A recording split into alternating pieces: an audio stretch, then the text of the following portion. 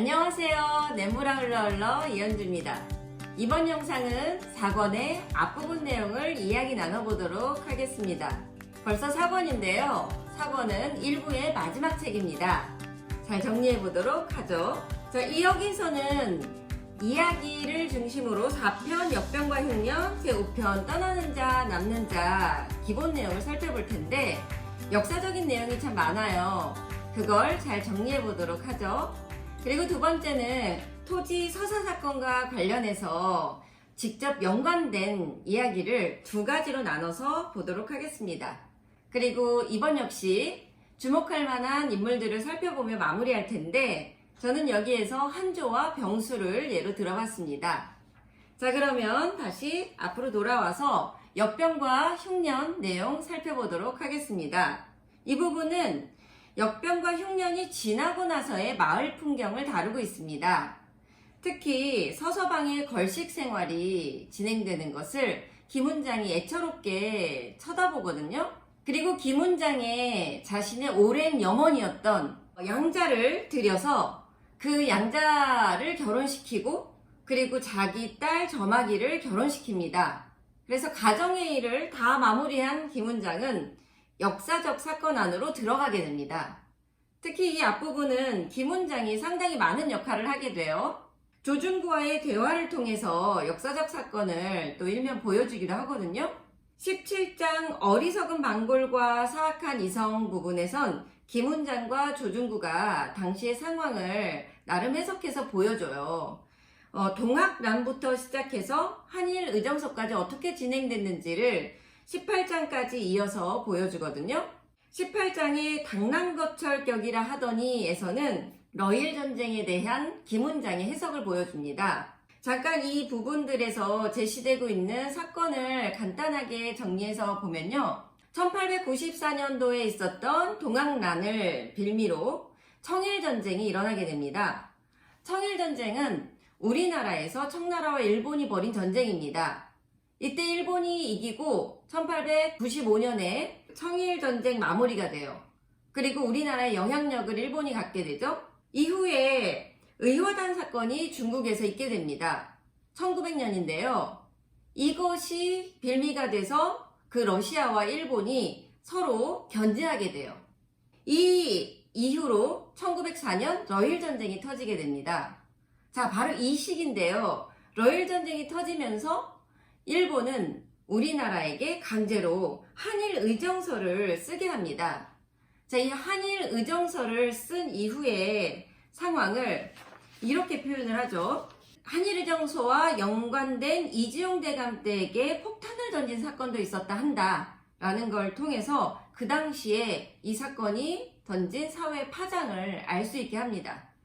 자, 이 18장 당랑거철은요, 사마귀가 수레를 막는다는 표현인데 김훈장은 사마귀를 일본으로 보고 있고 그리고 수레를 러시아로 보고 있습니다. 그러니까 일본이 망하길 바라는 마음이 담긴 거죠. 자, 어떻게 해석을 하냐면요. 나라나 사람이나 푼수를 알아야 하는 법인데 손바닥만한 섬나라인 외국이 청나라보다 더 큰 아라사를 어떻게 대적한단 말인고. 당랑거철격이지. 하룻강아지 범무서운 줄 모르더라고. 이 의견을 길상이도 소중하게 생각하게 돼요. 왜냐면 조준구가 친일파니까 일본이 무조건 졌으면 좋겠다. 그러면 조준구도 힘을 일으켜야 될 것이다 라고 생각한 거죠. 그런데 김훈장이 못 본 것은 국제정세입니다. 러시아를 견제하고 있던 그 유럽의 열강들이 어떻게 작용하는지를, 그 힘이 어떻게 작용하는지를 몰랐던 거죠. 어쨌든 일본이 러일전쟁에서 이기게 되고요. 그리고 그 다음에 1905년에 을사보호조약이라는 것을 쓰게 됩니다. 자, 을사보호조약은 일본에서 표현한 것이고 우리나라에서는 이것을 을사늑약이라고 말하고 있습니다. 여기서 늑자가 굴레 늑자입니다.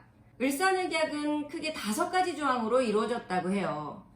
그 중에 가장 대표적인 게 외교권을 박탈한 내용하고 그리고 통감부를 설치한 것인데 이 통감부를 설치함으로 인해서 일본이 조선의 내정을 장악하게 된 것이죠.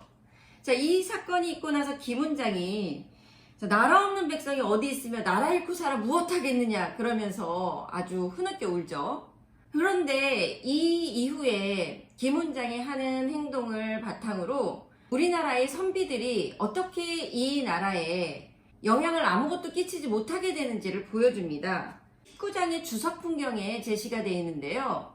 주석 풍경의 주석은 술을 마시며 노는 자리라는 뜻입니다.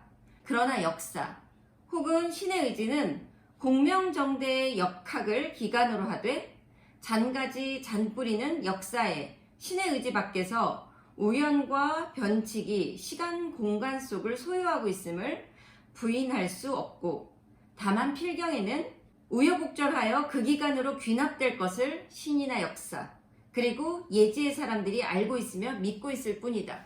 그러니까 힘든 기간을 버티고 지나가야 된다는 뜻이 아닐까 그렇게 이해를 해봅니다. 그러면 이런 변화의 과정 중에 우리가 일본에게 이런 을사늑약까지 겪을 그런 운명으로 들어가게 된 흐름은 왜 만들어졌냐? 또 유교, 그리고 유교 중에서도 철학과 인륜도덕의 정주학을 숭상하던 것이다 라고 말하거든요.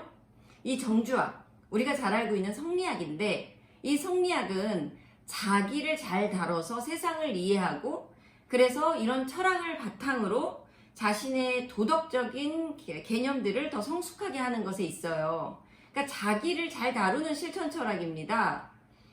이런 시간을 오랫동안 보내왔던 조선이 일본의 오로지 물질만을 추구하는 그런 세계와 부딪혔을 땐 이렇게 패배할 수밖에 없었다는 거죠. 자, 이런 대표적인 사례가 김훈장이나 그리고 또 이진사, 서희 외가를 들고 있습니다. 이진사는 그 이동진의 본가예요. 그래서 수동이가 일찌감치 이 서희의 상황에 도움을 좀 얻고자 남원의 이진사 때까지 갔는데 이 이진사가 나섰을 때 내가 서희의 재산을 탐내서 그런 거라는 의심을 받기 싫어서 아예 멀리하게 되거든요. 그것 역시 비판하고 있습니다. 그걸 뭐라고 표현하면요. 자, 불이나 위험에는 고슴도치처럼 제 한 몸을 사리며 안빈낙도의 명예를 고수하기 위해 남의 재물의 냄새가 행여의관에 배어들까 보아 분뇨 보듯 피하는 남원의 이진사 같은 부류 이렇게 말하죠. 그러니까 이런 모든 것들이 합쳐져서 왕실붕괴 국가파탄의 촉진제가 되었던 것으로 보고 있습니다. 자, 또 하나의 선비의 흐름은 입신양명이 효지종야라 해서 탐관오리도 서슴지 않는 그래서 매관매직하는 무치한 나라를 팔아먹는 행동도 부끄럽게 생각하지 않는 사람들에 대해서도 이야기하고 있죠. 그러면 이렇게 막무가내로 치고 들어오는 일본의 물질 문명을 막아낼 힘을 어디서 보고 있냐? 바로 서민들에게서 보고 있는 거죠. 그 들판을 메운 서민들은 어떠했을까라는 부분에서 이야기하는데 이 서민들의 정신세계를 자연종교 그리고 무속의 세계라고 평가하고 있습니다. 이런 말을 통해서 우리가 월선내와 월선이가 이 작품에서 굉장히 중요한 위치를 차지하게 되는 이유를 또 알 수 있죠. 이것은 한편으로는 신비주의자라고도 볼 수 있지만 이것은 파헤쳐보면 지극히 현실적이라는 겁니다. 그리고 이 백성들이 추구하고 있는 도리라는 것도 전부 다 자식된 도리, 부모된 도리, 사람된 도리로 생활의 규범이라는 거예요. 그래서 생활로부터 유리돼서 성리학을 추구하는 선비들과는 다른 세계에 서민들의 힘에서 찾고 있다는 것을 우리는 눈여겨볼 수 있습니다. 그러면 이런 비극적인 상황에서 우리는 무엇을 기대할 수 있는가? 이렇게 이야기하고 있어요. 지금 현재는 정신세계의 종말을 고하고 물질 문명의 흥성을 도모하고 있는 상황일지라도 반대로 오고 있는 자는 또 갈 것이요 가고 있는 자는 다시 올 것이다. 다시 올 때까지 산맥과 지류는 마멸되고 고갈되었어도 들판은 남아 명맥을 이을 것이다. 그러니 이 시기를 우리는 버텨야 한다. 이렇게 저는 이해했습니다. 자, 여기까지가 그 4편 역병과 흉년 내용에서 다루고 있는 박경리 선생님의 시대 해석이었고 이것이 이제 을사보호조약 5편 내용까지 이어졌습니다. 자, 이 전체 내용의 흐름은 이렇게 살펴볼 수 있겠고요. 이 토지 서사 사건과 밀착해서 서희에 대한 이야기를 좀 들어가 보겠습니다. 조준구가 쫓아내고 싶어 했더니 서희가 나서서 이렇게 말하죠. 이놈들, 어느 놈이든 내 허락 없이 수동이를 내쫓을 때는 살아남지 못할 줄 알아라. 하인들에게 으름장을 놓았고 조준구에게는 정 이러면은 내 서울로 가겠소. 외갓집에 가겠단 말이오 하며 위협을 했다. 순간 조준구의 얼굴은 헬쓱해졌다. 왜냐하면 수동이가 쫓아갔을 때는 그 서희의 외가에서 자신들의 체면을 생각해서 내쫓았지만 서희가 직접 간다면 내용은 달라질 거예요. 자, 그렇기 때문에 조준구가 꼬리를 내린 거거든요. 자, 수동이가 죽게 되는 장면에선 우리 서희의 유명한 대사가 나오게 됩니다. 결국 수동이가 죽게 되자 길상이가 울고 그리고 서희가 이렇게 말하죠. 모조리 다 잡아가라지. 하지만 나는 안 될걸? 우리 집은 망하지 않아. 여긴 최씨, 최참판댁이야. 홍가 것도 조가 것도 아니야. 아니란 말이야. 만의 일이라도 그리 된다면 봉순아, 땅이든 집이든 다 물속에 쳐넣어버릴 테야. 알겠니? 난 그렇게 할 수 있어. 내 원한으로 불살라서 죽여버릴 테야. 난 그렇게 할 수 있어. 찢어 죽이고 말려 죽일 테야. 내가 받은 수모를 하나들 잊을 줄 아느냐? 대단하죠? 이 기상으로 계속해서 서희는 자신의 집념을 이어나갑니다. 자, 그리고 이 토지 서사 사건 안에 밀착된 내용 두 번째 사건으로, 자, 삼수에게 빌붙은 봉기가 자신의 딸을 이용해서 그 흉년의 와중에도 쌀밥을 먹고 살아나가게 돼요. 자, 그러다가 조준구가 삼수를 견제하면서 서울에서 자기 하인을 데리고 와서 삼수가 권력을 잃게 돼요. 그때 봉기는 당연히 조준구 편에 있는 그 새로운 마름에게 빌붙게 되거든요.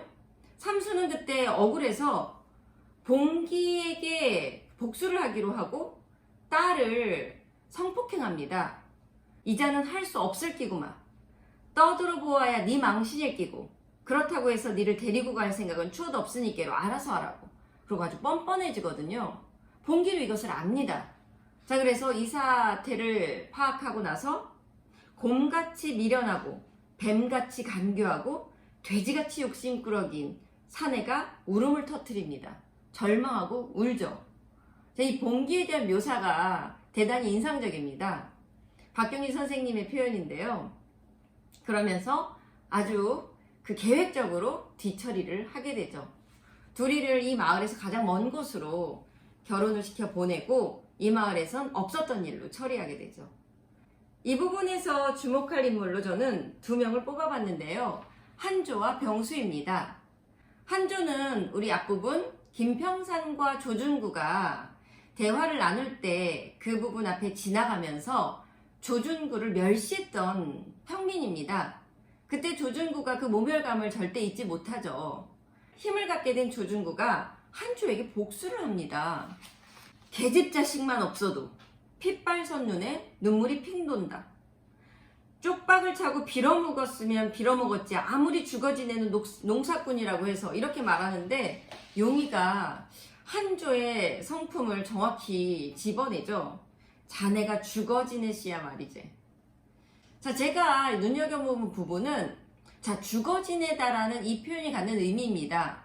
사실 이것은 그냥 참고 견디고 억압돼서 살으라는 그런 가치라고 생각하진 않습니다. 어떤 당장의 자기 감정을 발산하는 건 사실 쉬운 해결 방법이에요. 자, 그런데 자기가 왜 이 사람에게 이런 감정을 갖고 있는지를 조금 더 해석할 시간을 갖는 것이 필요하다는 생각이 드는 거죠. 한조가 이렇게 순간적인 감정을 참지 못하고 계속 발산하는 삶을 살아서 자기 스스로도 온전하게 삶을 오래 살지 못하고요. 그로 인해서 자기 처자식도 오랫동안 더 열악한 삶을 살아가게 돼요. 그러니 어떤 생존의 측면에서 봤을 때도 또는 잘 사는 과정으로 봤을 때도 이것은 좋은 전략으로 보이지 않는다는 거죠. 자, 그래서 자신에게 있는 일어나는 감정을 조금 더 잘 들여다보고 그것을 더 적절하게 드러낼 수 있는 순간에 잘 집약해서 드러내는 것을 생각해 보게 하는 인물이었습니다. 자, 두 번째는 병수인데요. 병수는 홍씨와 조준구의 아들입니다. 특히나 이 둘의 지금 계획은 서희의 재산을 가로채는 거죠. 그래서 서희와 결혼시킬 자식으로 데리고 온 거예요. 그러니까 병수 자신의 의지와 상관없이 그 이용당할 인물이었던 거죠. 그런데 요 3장 농발 없는 장롱 부분과 5장 과객에서 살펴보면 병수는 부모와 다른 삶을 선택할 것으로 보입니다. 특히 여기 3장에 농발 없는 장롱 부분을 살펴보면 알 수 있는데요. 병수가 자신의 부모의 행동을 부끄러워합니다. 그래서 이것은 다 서희 것인데 왜 부모가 서희 것을 탐내는지 견딜 수 없어 하죠. 이런 병수가 갖는 부끄러워하는 마음은 사실 이 사람이 자신이 조금 더 인간답게 가는데 중요하게 작용하는 힘이기도 하죠. 동양사상에서는 이 수호지심이라고 해서 부끄러워하는 마음을 중요하게 여깁니다. 그러면 조금 더 이 사회에 다른 사람에게 더 다정하고 그리고 해를 끼치지 않는 인물이 될 가능성이 높기 때문입니다. 자, 이런 모습은 5장 과객에 더 잘 드러납니다. 자, 조준구와 홍씨 그리고 삼수에게 학대받는 인물인 사머리를 무척 애처로워합니다. 늘 사머리는 얼굴이 멍든 채로 다니는데 이런 사머리 멍든 얼굴이 자기 등에 짊어진 혹과 비슷하다는 생각을 합니다. 문학이 어떤 인물들의 모습을 그 형상화, 삶의 형상화로 드러낸다고 했을 때 사머리의 멍든 얼굴 그리고 병수의 이 혹이 있는 척추장애인으로서의 모습은 그 삶의 조건으로서의 고난, 시련 이런 것들을 보여준다고 할 수 있겠습니다. 그래서 병수는 사머리를 다정하게 대합니다. 괜스레 사머리의 이름을 부르면서 밥 많이 먹었니? 이렇게 물어보죠. 그래서 이 사머리를 보며 엄마 같고 누님 같고 내 이 등에 혹같이 불쌍한 사머리. 그리고 또 바라게 되죠. 나한테 그만큼 은전이 있다면 첫째로 사머리한테 주고 싶어. 그러면 사머리는 애기를 데리고 도망칠 수 있을 거야. 그러면 얼굴에 멍도 안 들고 목에 피딱지도 앉지 않을 거야.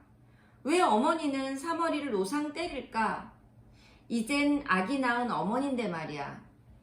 마음이 참 따뜻합니다. 분명히 조준구와 홍씨와는 다른 삶을 살 것으로 보입니다. 조금은 희망이 보이네요. 자, 여기까지 우리 사권의 앞부분 내용을 같이 이야기해 봤어요. 뒷부분 내용은 다음 시간에 같이 잘 마무리해 보도록 하겠습니다. 저는 냇물아 흘러 흘러 이현주였습니다.